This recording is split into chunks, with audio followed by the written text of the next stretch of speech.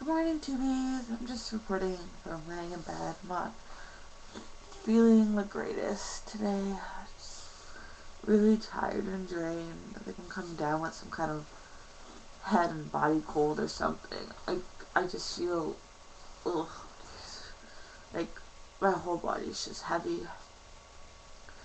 Anyways, so I just wanted to talk. Got a few questions on Wicca and some personal questions that I decided why not ask. Well, not really ask, answer. Somebody asked me, how is it you become a Wiccan or a witch?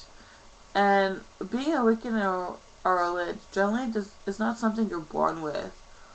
Or it's not it's just something that comes to you, whether you're playing outside or going camping or hiking. Mother Nature will speak to you, and the elements of maybe playing the water speaks to you, or the wind. It all connects to you and speaks to you. And a lot of people think that you have to be born in it, and truthfully, you don't. Some people have witches in the family, because I know my mother and father and my nana and my aunt all practice it, but that doesn't mean that we're all witches.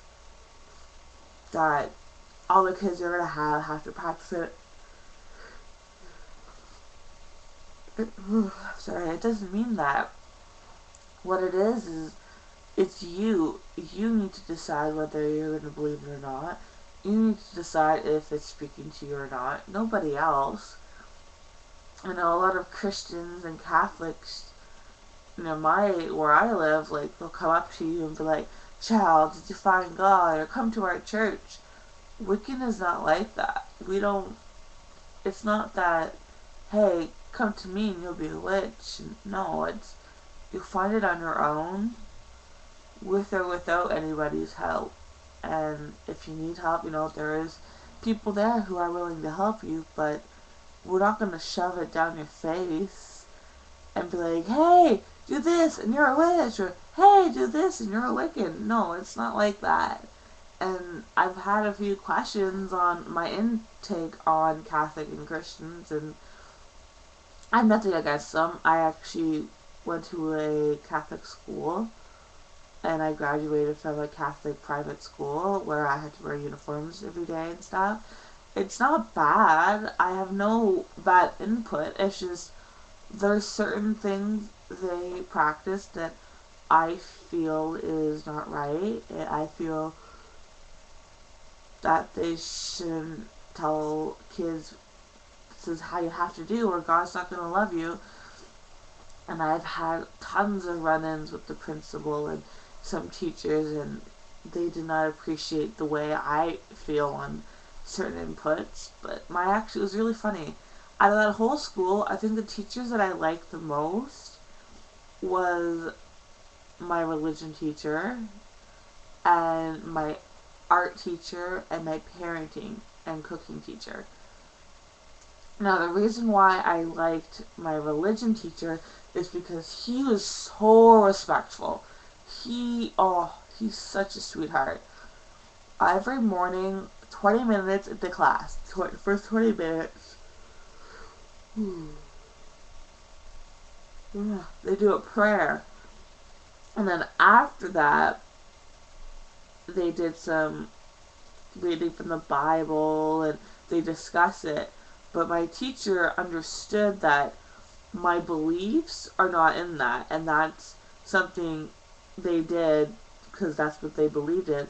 So if I did not want to if I didn't want to be part of it, I could sit in the hall for that 20 minutes and do my own meditation, or I could sit in the back of the classroom with my music on and read my own Bible or witchy book that I was reading at that time.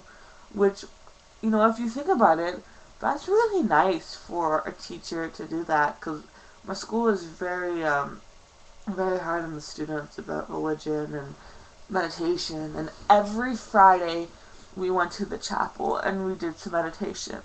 And he would show me kind of meditation tools he was using that day, and he would tell me, like, if I don't want to be part of it, I can put my own iPod in and do my own other meditation and yoga in the corner. Which, you know, sometimes I did, but sometimes his tools were really, were really good, so it was really nice. He was really, really respectful.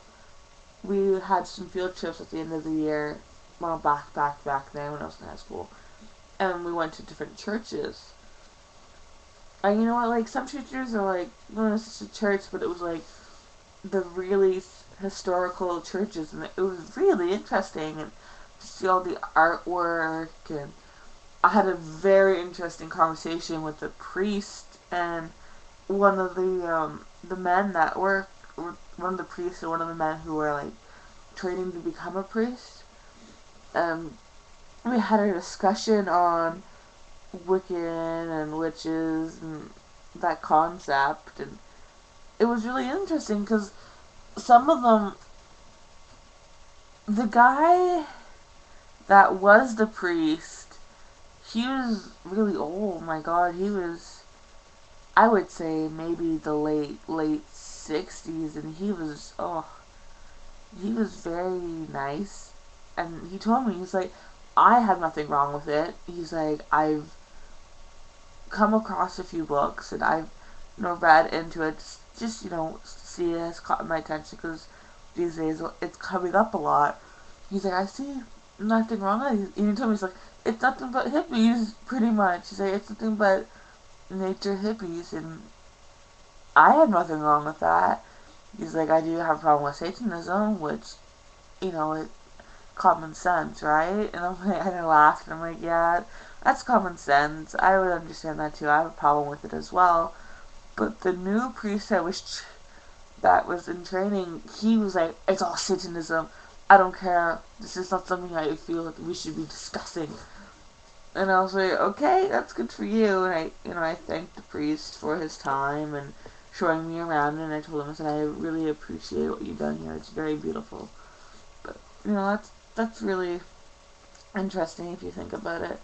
You know, some people are closed-minded and others are not. But I think because the priest was a much older man, that he is more open and understanding, and that is good. And then, you know, some situations it's not so good, because some situations the old people are more corrupted. But anyways, that's my input, and that's what I decided to tell you today from being sick and laying in bed.